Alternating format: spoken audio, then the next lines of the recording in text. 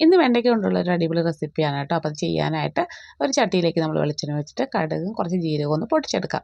അതിലേക്ക് നമ്മൾ 4-5 വെളുത്തുള്ളി ചെറുതായിട്ട് അരിഞ്ഞതും ഒരു വലിയ സവാള അരിഞ്ഞതും ചേർത്തിട്ട് ഒന്ന് വഴറ്റിയെടുക്കുന്നുണ്ട്. കുറച്ച് കറിവേപ്പില ഇട്ട് കൊടുക്കാം. എന്നിട്ട് നമുക്കിതിലേക്ക് ഒരു ഉരുളക്കിഴങ്ങാണ് കേട്ടോ, അത് നമ്മൾ ഇതുപോലെ കട്ട് ചെയ്തെടുത്താണ്. അത് ഇതിലേക്ക് ഇട്ട് കൊടുത്തിട്ട് നന്നായിട്ടൊന്ന് മിക്സ് ചെയ്തെടുക്കാം. എന്നിട്ട് നമുക്ക് കുറച്ച് സമയം ഇതൊന്ന് അടച്ച് വെക്കാം കേട്ടോ. എന്നിട്ട് നമുക്ക് കുറച്ച് കഴിഞ്ഞ് തുറന്നിട്ട് കുറച്ച് മഞ്ഞൾപ്പൊടിയൊക്കെ ഇട്ടിട്ട് ഒന്ന് നന്നായിട്ട് മിക്സ് ചെയ്തെടുക്കാം. ഇനി നമ്മളിതിലേക്ക് കട്ട് ചെയ്ത് വെച്ചിരിക്കുന്ന വെണ്ടയ്ക്ക ഇട്ട് കൊടുക്കുന്നുണ്ട്. എന്നിട്ട് ആവശ്യത്തിന് ഉപ്പിട്ട് കൊടുക്കുന്നുണ്ട്. അതുപോലെ തന്നെ നമുക്കിതിലേക്ക് 1 സ്പൂണോളം മുളക് പൊടി കൂടി ചേർക്കാം.